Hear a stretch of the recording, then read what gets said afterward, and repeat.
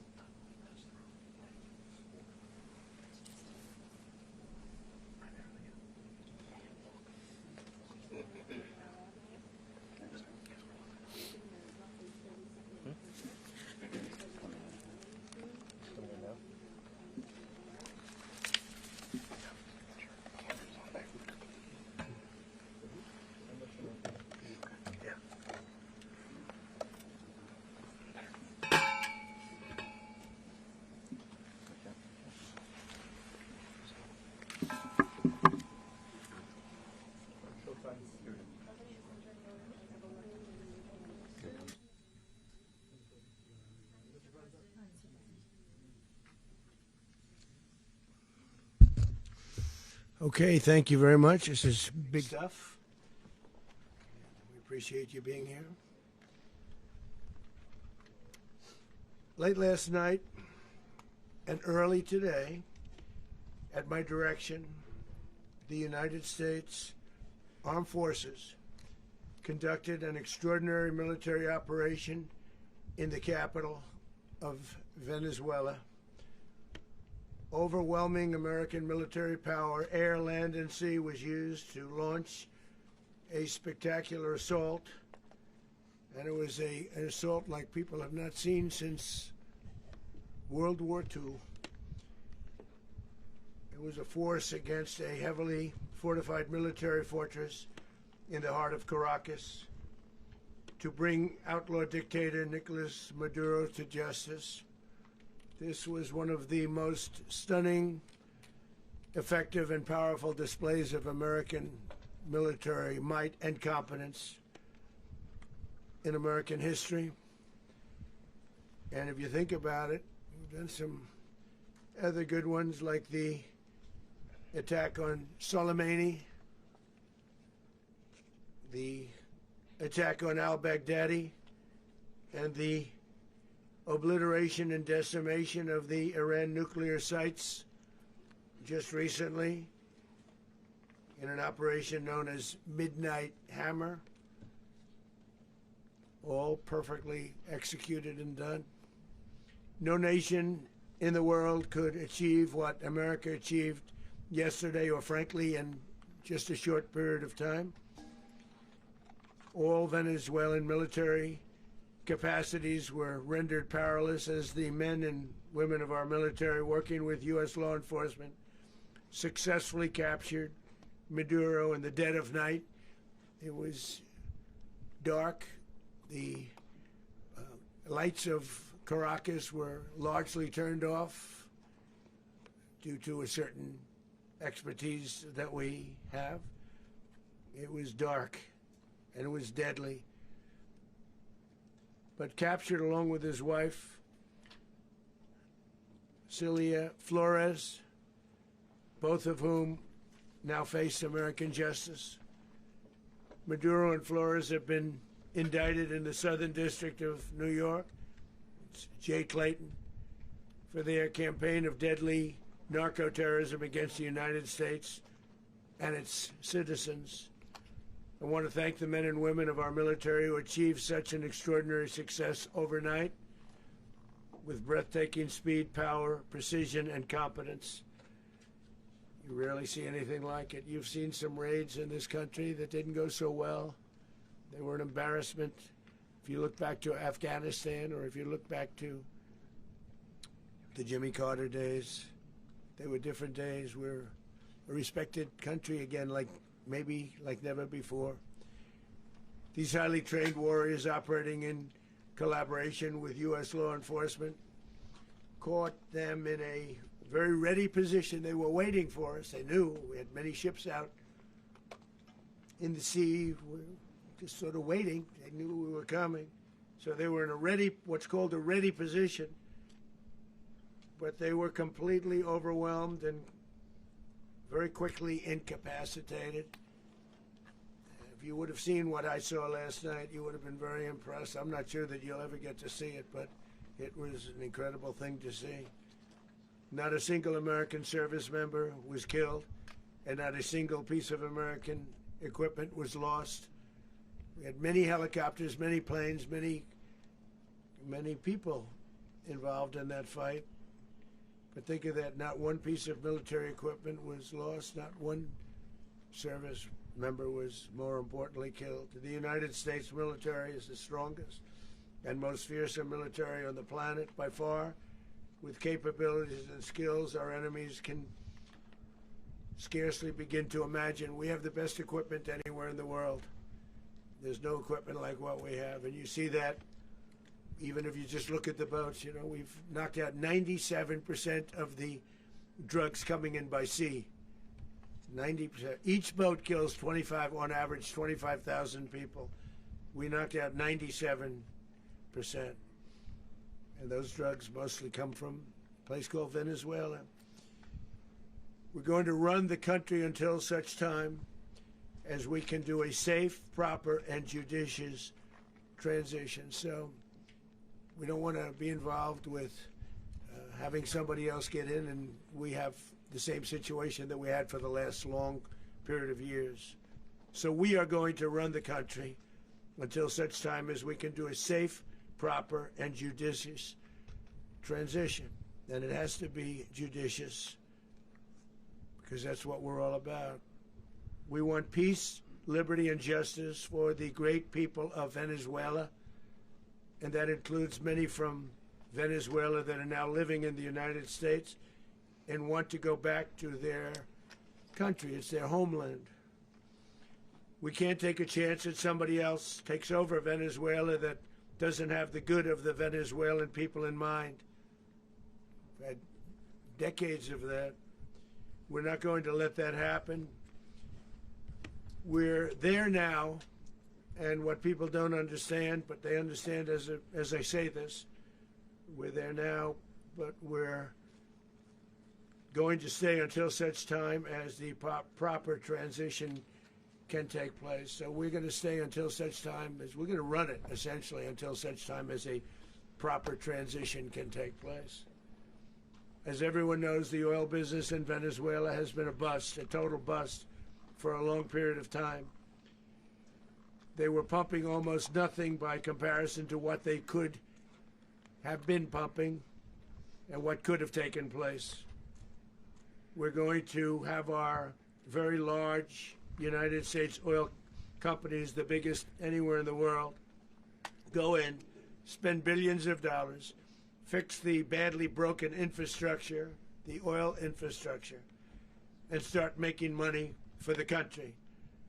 And we are ready to stage a second and much larger attack if we need to do so. So we were prepared to do a second wave if we needed to do so. We actually assumed that a second wave would be necessary, but now it's probably not.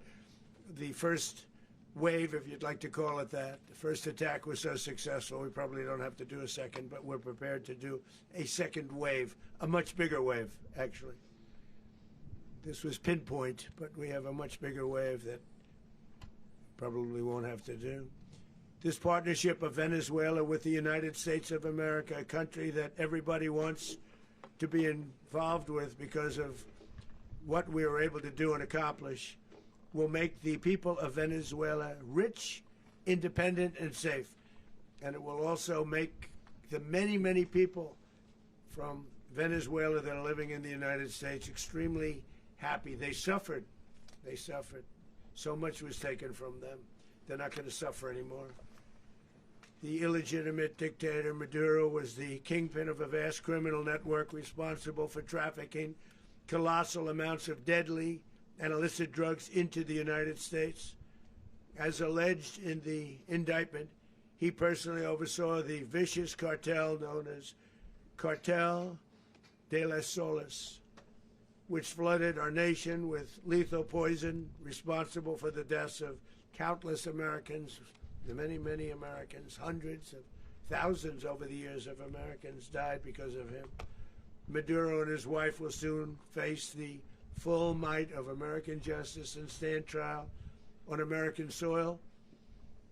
Right now they're on a ship. They'll be heading to, ultimately, New York, and then a decision will be made, I assume, between New York and Miami or Florida. But we have people where the overwhelming evidence of their crimes will be presented in a court of law. And I've seen it. I've seen what we have. It's both horrible and breathtaking that something like this could have been allowed to take place. For many years after his term as president of Venezuela expired, Maduro remained in power and waged a ceaseless campaign of violence, terror, and subversion against the United States of America, threatening not only our people, but the stability of the entire region.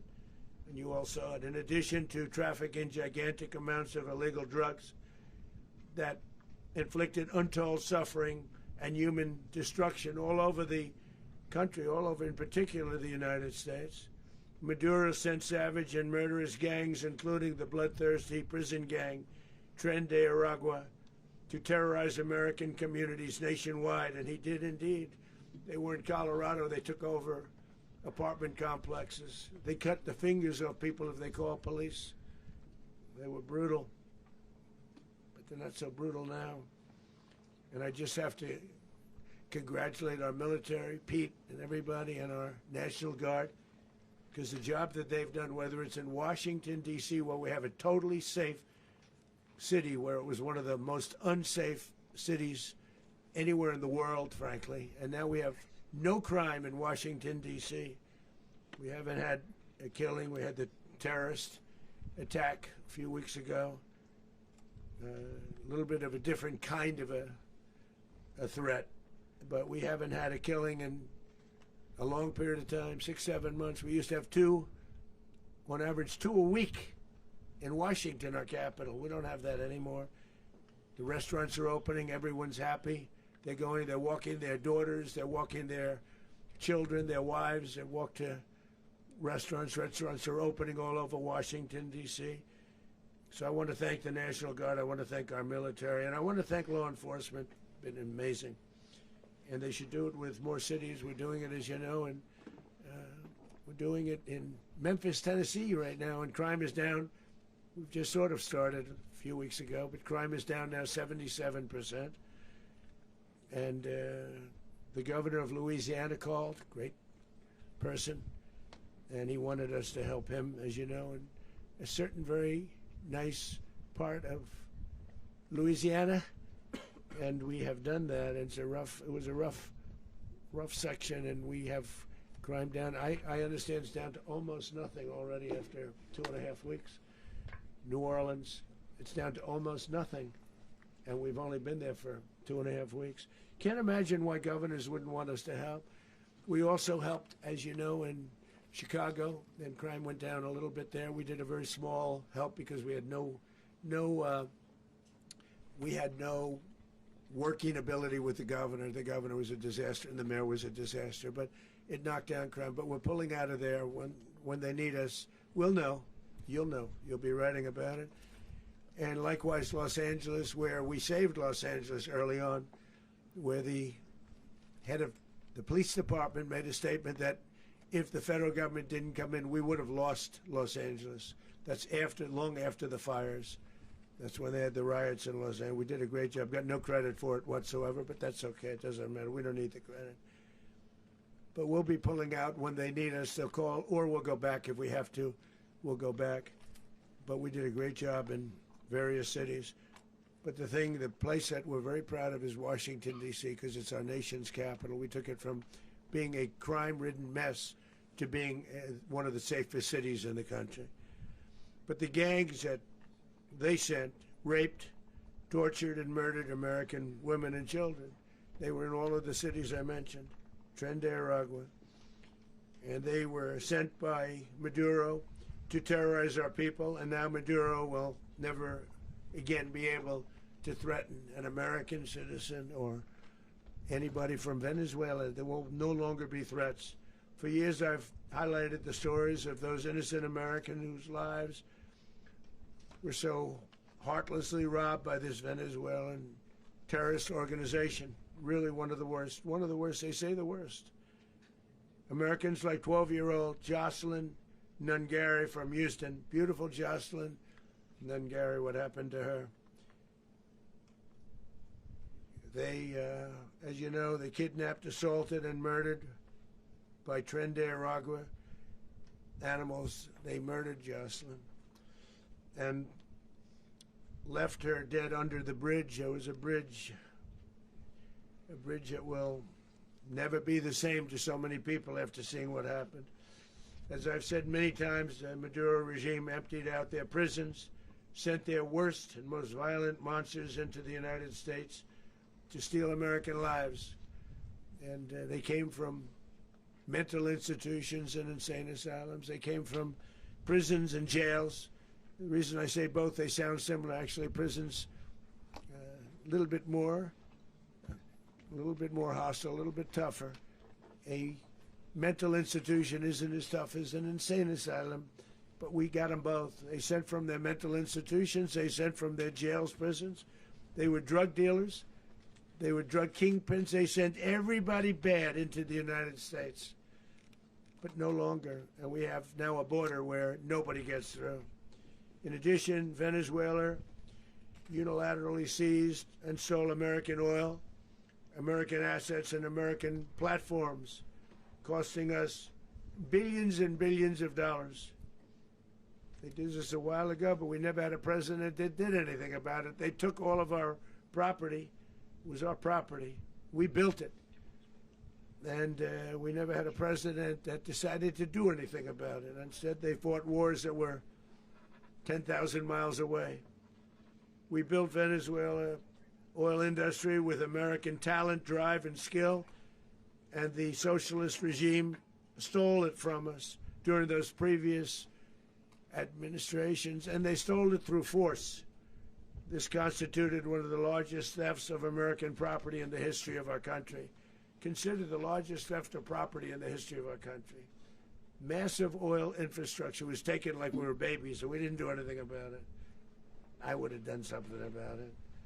America will never allow foreign powers to rob our people or drive us back into and out of our own hemisphere. That's what they did. Furthermore, under the now deposed dictator Maduro, Venezuela was increasingly hosting foreign adversaries in our region and acquiring menacing offensive weapons that could threaten U.S. interests and lives. And they used those weapons last night. Potentially in league with the cartels operating along our border. All of these actions were in gross violation of the core principles of American foreign policy, dating back more than 2 centuries. And not anymore. All the way back, it dated to the Monroe Doctrines. And the Monroe Doctrine is a big deal. But we've superseded it by a lot. By a real lot. They now call it the Monroe Document. I don't know. It's Monroe Doctrine. We sort of forgot about it. It was very important, but we forgot about it. We don't forget about it anymore. Under our new national security strategy, American dominance in the Western Hemisphere will never be questioned again. Won't happen. So just in concluding, for decades, other administrations have neglected or even contributed to these growing security threats in the Western Hemisphere. Under the Trump administration, we are reasserting American power in a very powerful way in our home region. And our home region is very different than it was just a short while ago. The future will be, and we did this in my first term. We had great dominance in my first term, and we have far greater dominance right now. Everyone's coming back to us. The future will be determined by the ability to protect commerce and territory and resources that are core to national security. These are core to our national security. Just like tariffs they've made our country rich, and they've made our national security stronger than ever before. But these are the iron laws that have always determined global power. And we're going to keep it that way. We will secure our borders. We will stop the terrorists. We will crash the cartels, and we will defend our citizens against all threats, foreign and domestic. Other presidents may have lacked the courage or whatever to defend America, but I will never allow terrorists and criminals to operate with impunity against the United States. This extremely successful operation should serve as warning to anyone who would threaten American sovereignty or endanger American lives. Very importantly, the embargo on all Venezuelan oil remains in full effect. The American Armada remains poised in position, and the United States retains all military options until United States demands have been fully met and fully satisfied. All political and military figures in Venezuela should understand what happened to Maduro can happen to them, and it will happen to them if they aren't just, fair, even to their people. The dictator and terrorist, Maduro, is finally gone in Venezuela. People are free. They're free again. It's been a long time for them, but they're free. America is a safer nation. This morning, it's a prouder nation this morning because it didn't allow this horrible person and this country that was doing very bad things to us. It didn't allow it to happen. And the Western Hemisphere is right now a much safer place to be. So I want to thank everybody for being here. I want to thank General Raisin Kane. He's a fantastic man. I've worked with a lot of generals. I worked with some I didn't like. I worked with some I didn't respect. I worked with some that just weren't good.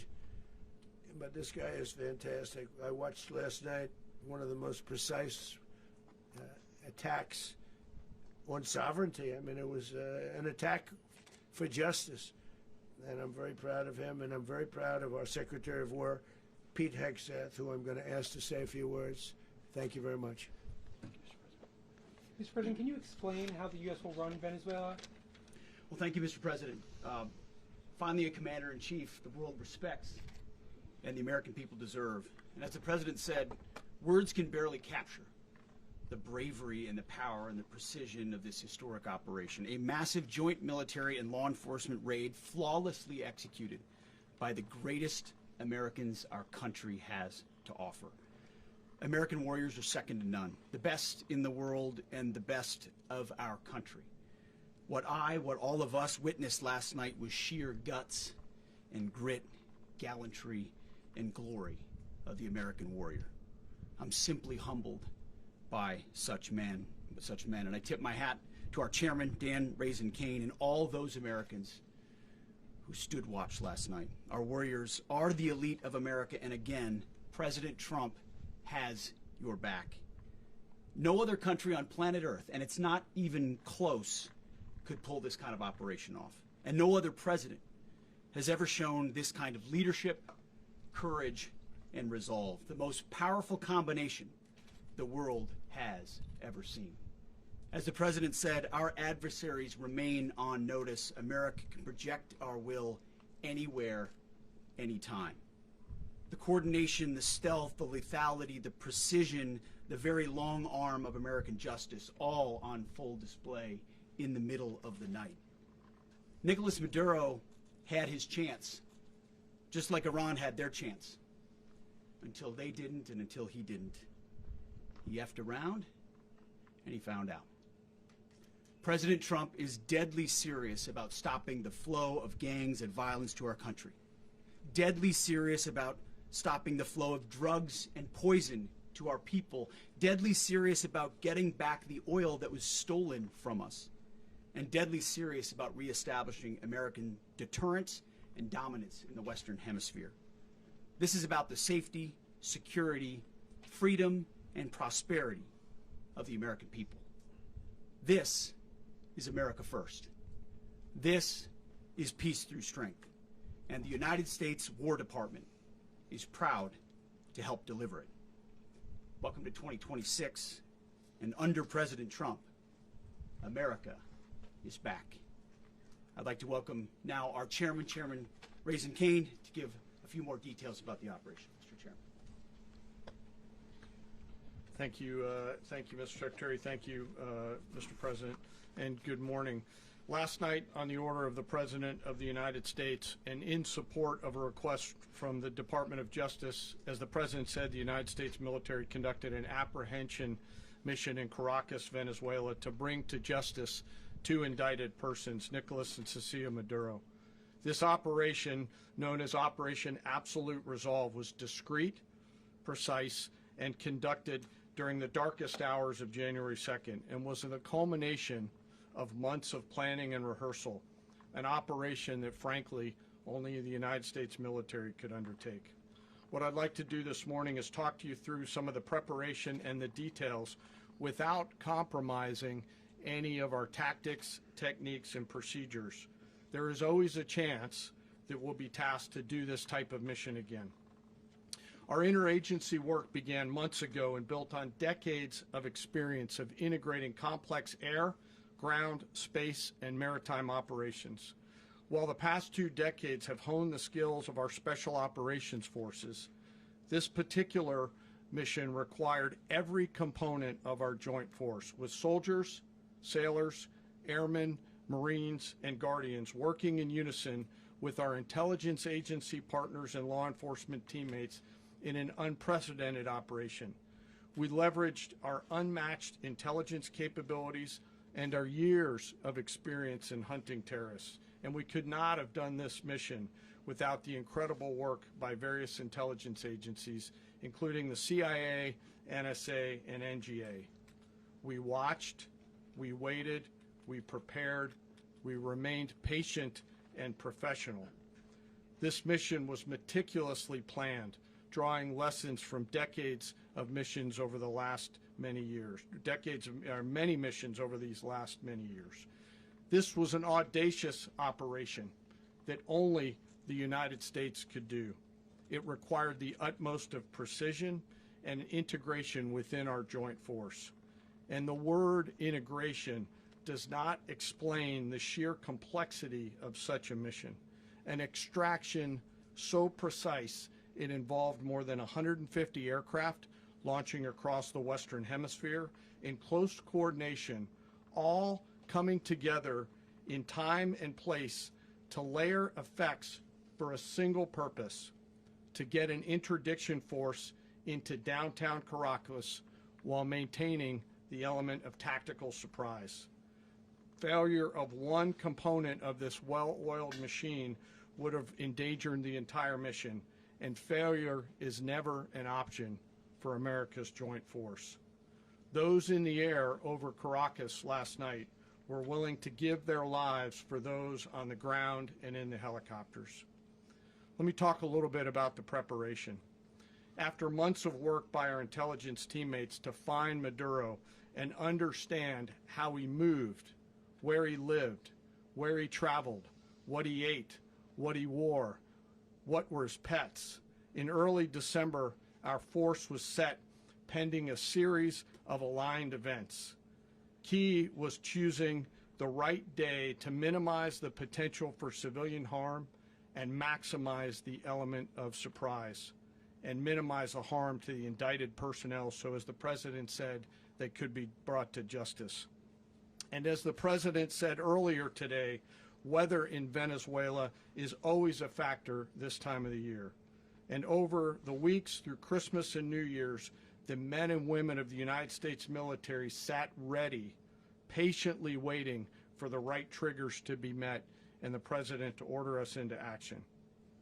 Last night, the weather broke just enough, clearing a path that only the most skilled aviators in the world could maneuver through.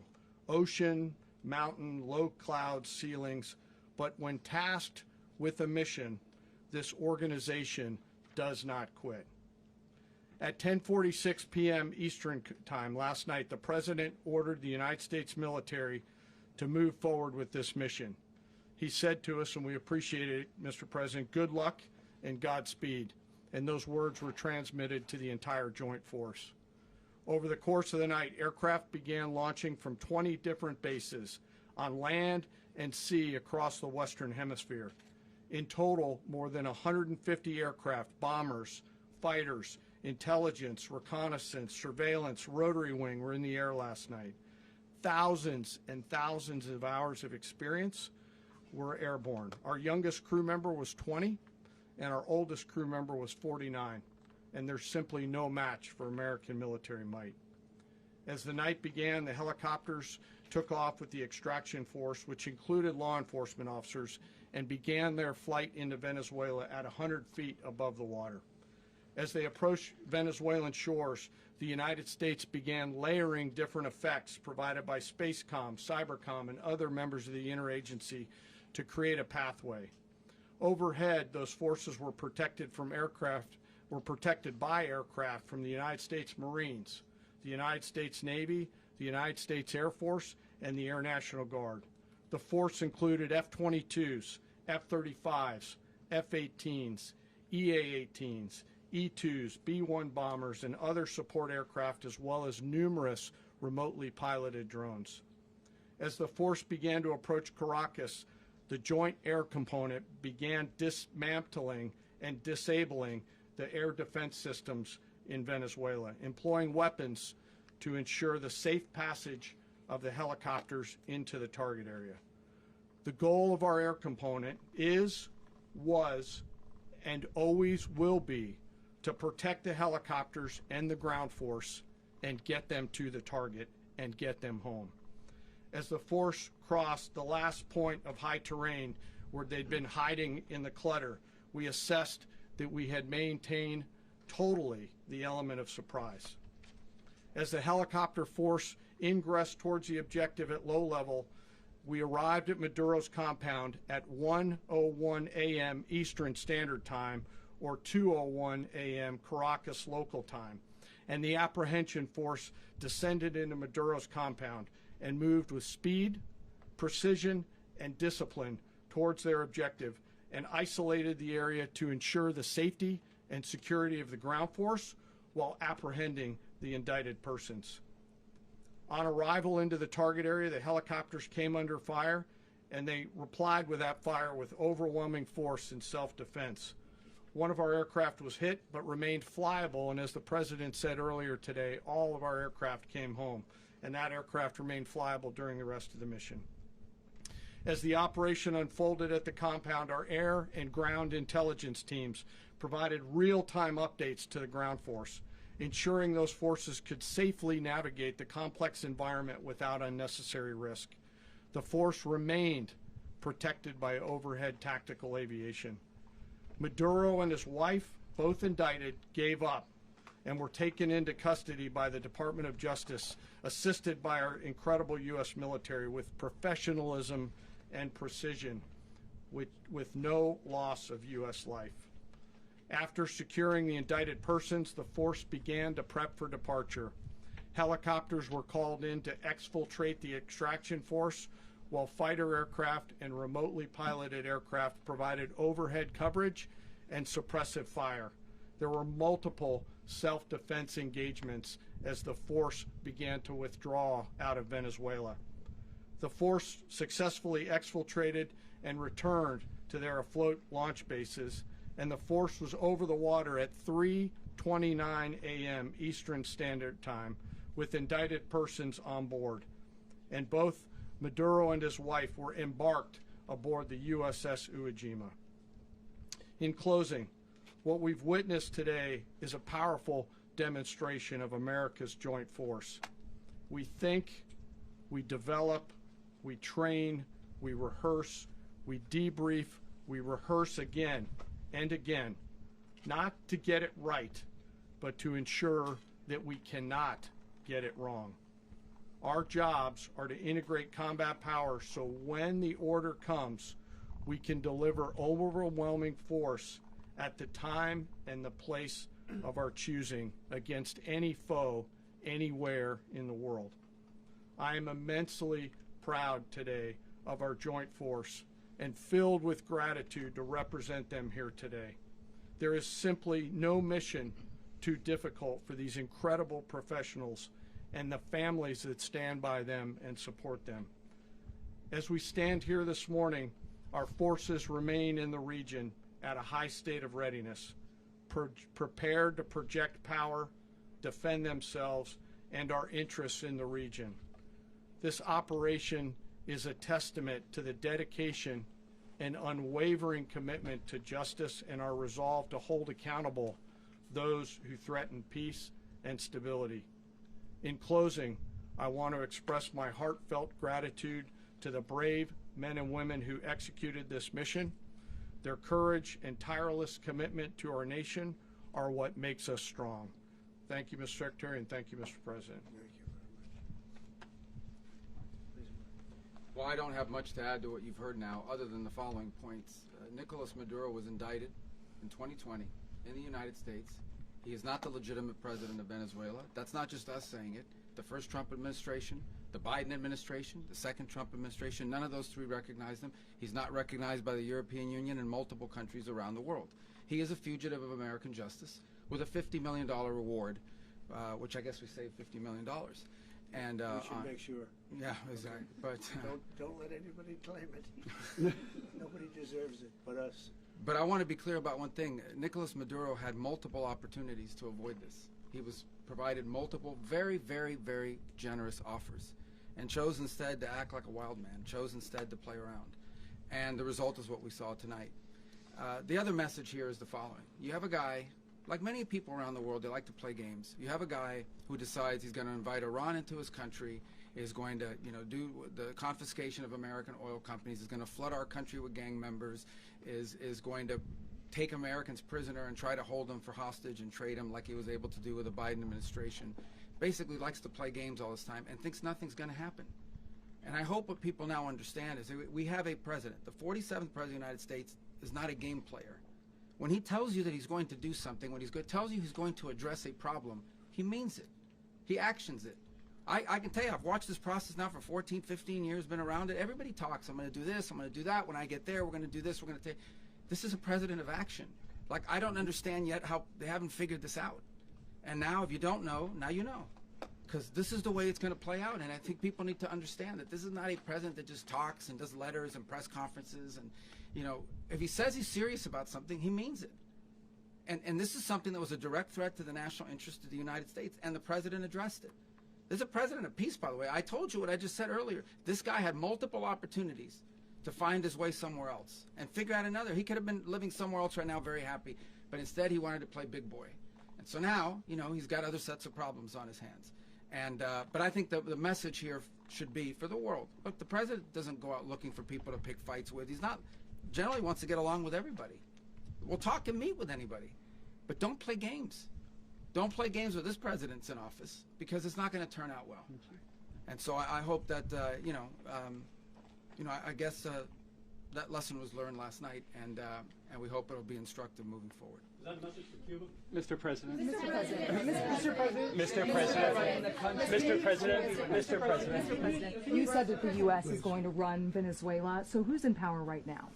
Well, we're going to be running it with a group, and we're going to make sure it's run properly. We're going to rebuild the oil infrastructure, which will cost billions of dollars. It'll be paid for by the oil companies directly. They will be reimbursed for what they're doing, but it's going to be paid. And we're going to get the oil flowing the way it should be. As you know, it was just a minor flow. It was actually a minor flow for what they have. But we're going to run it properly, and we're going to make sure the people of Venezuela are taken care of. We're going to make sure the people that were forced out of Venezuela by this thug are also taken care of. Mr. President. Mr. President. Mr. President. Mr. President. President, does the U.S. running the country mean that U.S. troops will be on the ground? How will that work? Well, they always say boots on the ground. So we're not afraid of boots on the ground if we have to have. We had boots on the ground last night at a very high level, actually. We're not afraid of it. We don't mind saying it. But we're going to make sure that that country is run properly. We're not doing this in vain. This is a very dangerous attack. This is an attack that could have gone very, very badly. Could have gone very badly. We could have lost a lot of people last night. We could have lost a lot of dignity. We could have lost a lot of equipment. The equipment is less important, but we could have lost a lot. And we're going to make sure that this is proper. We're there now. We're ready to go again if we have to. We're going to run the country right. It's going to be run very judiciously, very fairly. It's going to make a lot of money. We're going to give money to the people. We're going to reimburse people that were taken advantage of. We're going to take care of everybody. It's very important. We couldn't let them get away with it. They stole our oil. We built that whole industry there, and they just took it over like we were nothing. And we had a president that decided not to do anything about it. So we did something about it. We're late, but we did something about it. Yeah, please. Mr. President, can you explain the exact mechanism by which you're going to run the country? Are you going to designate a U.S. official to coordinate? Yes, it's all being done right now. We're designating people. We're talking to people. We're designating various people, and we're going to let you know who those people are. Mr. President. What's the group you mentioned that would run Venezuela? Well, it's largely going to be, for a period of time, the people that are standing right behind me. We're going to be running it. We're going to be bringing it back. It's a dead, I talk about a dead country. A year and a half ago, we were a dead country. Now we're the hottest country anywhere in the world. We're a country doing better than any country anywhere in the world. And it required leadership. Venezuela has a lot of bad people in there, a lot of bad people that shouldn't be leading. We're not going to take a chance that one of those people take over for Maduro. So you can look at, and others, we have fantastic people, including people in the military. So we're going to have a group of people running it until such time as it can be put back on track, make a lot of money for the people, and give people a great way of life, and also reimbursement for people in our country that were forced out of Venezuela. Mr. President, Rubio would be. you said earlier today that you weren't going to back Machado to come back and be the opposition leader in your Fox and Friends interview. And then you also mentioned the vice president of Venezuela. Are you going to work with the vice president of Venezuela, or how do you foresee the relationship Well, going? I understand she was just sworn in, but she was, as you know, picked by Maduro. So Marco's working on that directly. He just had a conversation with her, and she's essentially willing to do what we think is necessary to make Venezuela great again. Very simple. Mr. President, Colombian President Gustavo Petro, a couple weeks ago, you said he's got to watch his ass.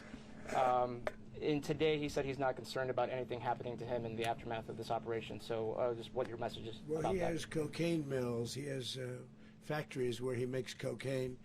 And yeah, I think I stick by my first statement. He's making cocaine. They're sending it into the United States. So he does have to watch his ass. Mr. President, Did you notify any members of Congress in advance? Marco, do you want to talk about that? Because you were involved in Sure. We call members of Congress immediately after. This was not the kind of mission that you can do congressional notification on. It was a trigger-based mission in which conditions had to be met night after night. We watched and monitored that for a number of days.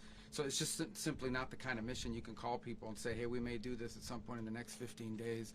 But it's largely a law enforcement function. Remember, at the end of the day, at its core, this was an arrest of 2 indicted fugitives of American justice, and the Department of War supported the Department of Justice in that job. Now, there are broader policy implications here, but it's just not the kind of mission that you can pre-notify because it endangers the mission. If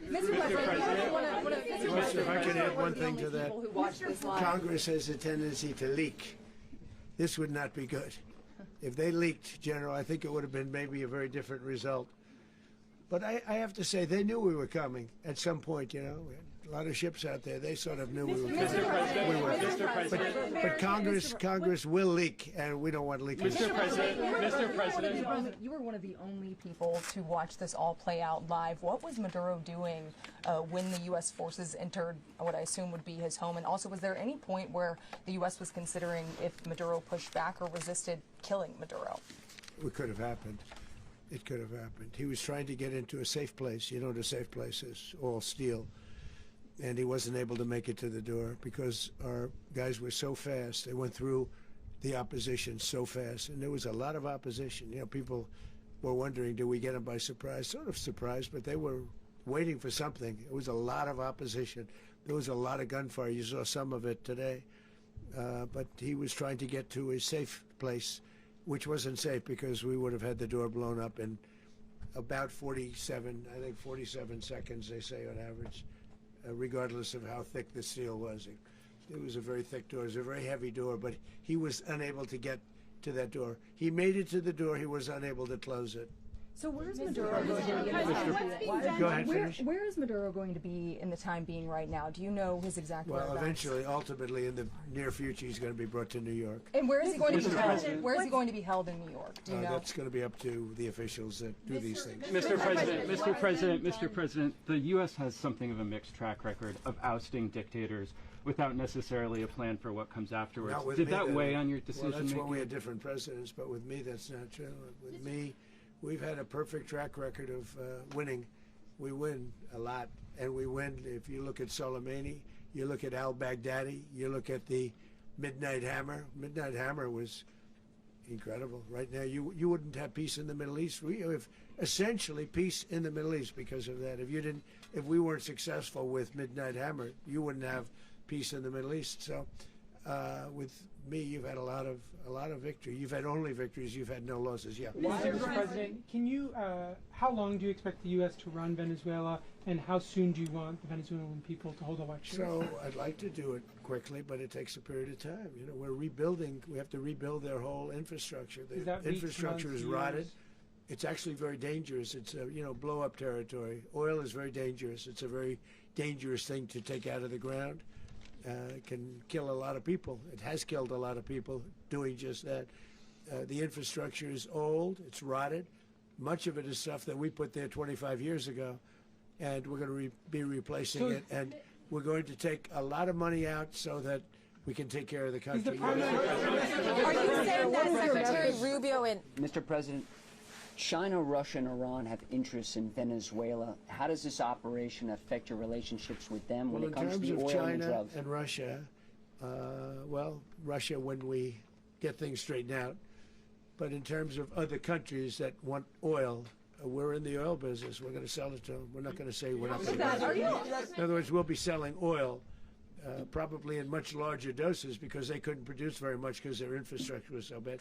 So we'll be selling large amounts of oil to other countries, many of whom are using it now, but I would say many more will come.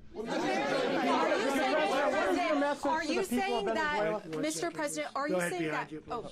Mr. President, thank you. What is your message to the people of Venezuela today? Of course, the civilian population specifically, they have a lot of questions. What is your message to the people of Venezuela? That you're going to have peace, justice. You're going to have some of the riches that you should have had for a long period of time. It was stolen from you.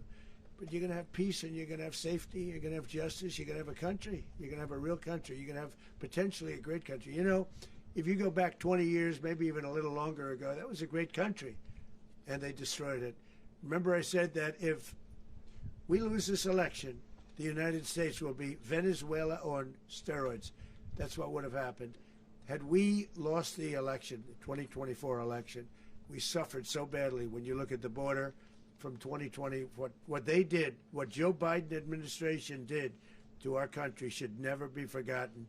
But if we had to go through another year of that, we would be exactly where Venezuela was in terms of, I used to say, if they win, we're going to be Venezuela on steroids, and that's what would have happened. President, thank you. Are you saying that Secretary Hegseth and Rubio are going to be running Venezuela, and will you be sending in U.S. military troops to provide? They're going to be a team that's working with the people of Venezuela to make sure that we have Venezuela right. Because for us to just leave, who's going to take over? I mean, there is nobody to take over. You have a vice president who's been appointed by Maduro. And right now she's the vice president, and she's, I guess, the president. She was sworn as president just a little while ago. She had a long conversation with Marco, and she said, we'll do whatever you need.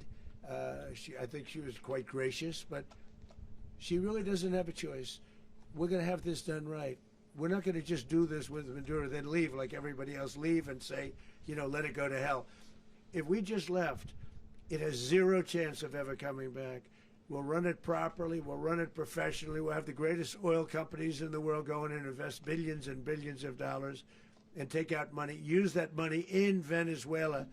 And the biggest beneficiary are going to be the people of Venezuela. And also, I can't stress this strongly enough, the people that got thrown out of Venezuela that are now in the United States, and frankly, some want to stay, and some probably want to go back. Yeah. So, Mr. President, what is being done to protect Americans in the country, and were any of the detained Americans Well, right now they're rescued very last protected night? because nobody's going to mess with us. They're very protected. The people of, and we let them know that you better not touch one of them. Are you concerned that bad elements of the Maduro regime will remain in place? Well, we know who they are. We're on them, and they're acting much differently now than they would have acted 2 days ago. And what can you okay, say wait, about behind you, please. Mr. President, why is running a country in South America America first? Well, I think it is because we want to surround ourselves with good neighbors. We want to surround ourselves with stability. We want to surround ourselves with energy. We have tremendous energy in that country. It's very important that we protect it. We need that for ourselves. We need that for the world. And we want to make sure we can protect it. Mr. President, on oil? Yes, sir. Please, go ahead. Yeah, is there a message here for Cuba and Diaz-Canel? Well, Cuba's an interesting case. Cuba is, not doing very well right now. That system has not been a very good one for Cuba. The people there have suffered for many, many years. And I think Cuba is going to be something we'll end up talking about, because Cuba is a failing nation right now, very badly failing nation.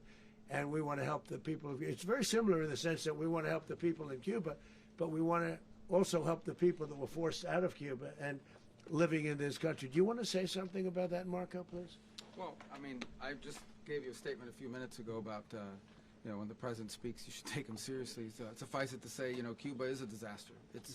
It's run by incompetent, senile men, and in some cases, not senile, but incompetent nonetheless. It has no economy. It's in total collapse. And by the way, they were, all of the guards that helped protect Maduro, this is well known, their whole spy agency, all that were full of Cubans. I mean, it's amazing. This poor island took over Venezuela in some cases. One of the biggest problems the Venezuelans have is they have to declare independence from Cuba. They tried to basically colonize it from a security standpoint. So, yeah, look, if I lived in Havana and I was in the government, I'd be concerned, at least a little bit. Are you cutting off the oil flow to Cuba from Venezuela?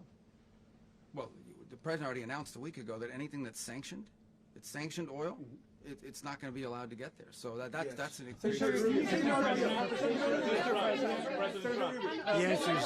answer is yes. Mr. President. Is the U.S. aware of the location of opposition leader Machado, and have you been in contact with her? No, we haven't. No, we haven't. Mr. President, on Monday. Oh, I think it would be very tough for her to be the leader. She doesn't have the support within, or the respect within the country. She's a very nice woman, but she doesn't have the respect. Mr. President, is it possible that the U.S. ends up administrating Venezuela for years? Well, it won't cost us anything, because the money coming out of the ground is very substantial, so it's not going to cost us anything. So the U.S. isn't going to dedicate we will. money to. Well, we want safety there. We want to be surrounded by countries that aren't housing all of our enemies all over the world. That's what was happening, and you don't want to have that. But we're going to be rebuilding, and we're not spending money. The oil companies are going to go in. They're going to spend money. We're going to take back the oil that, frankly, we should have taken back a long time ago. A lot of money is coming out of the ground. We're going to get reimbursed for all of that. We're going to get reimbursed for everything that we spend. So it's going to be a very important. This is a very big evening that took place last night. We have to be surrounded by safe, secure countries, and we also have to have energy. Very important. We have to have energy that's real energy, not where they're getting 4% and 5% of the energy out of the ground. You take a look. It was such a disaster. So what's going to happen with Venezuela, I think, over the next period of a year, is going to be a great thing, and the people of Venezuela will be the biggest beneficiaries. Mr. President, on Monday, U.S. military. Mr. President, thank you. What did you last speak to Maduro about when you spoke? And is the Well, US I don't want to at get war into the with Venezuela? conversations, but I did have conversations with him, and I said, you got to surrender. And I actually thought he was pretty close to doing so, but now he wished he did, yeah. Mr. President, can you explain, you said that Maduro is responsible for drug trafficking. You recently pardoned the former president of Honduras who was convicted on many drug trafficking. Can you explain how these two situations are different? And would you ever pardon Maduro? I endorsed, as you know, the winning president, the man who won in Honduras. I endorsed the man who won in Chile. I endorsed the man who won in Argentina. And we are doing very well with that whole group. What the man that I pardoned was, if you could equate it to us, he was treated like the Biden administration treated a man named Trump. That didn't work out too well for them. This was a man who was persecuted very unfairly. He was the head of the country. He was persecuted very unfairly. And there are a number of them. And we felt that it was a very unfair situation that happened to him.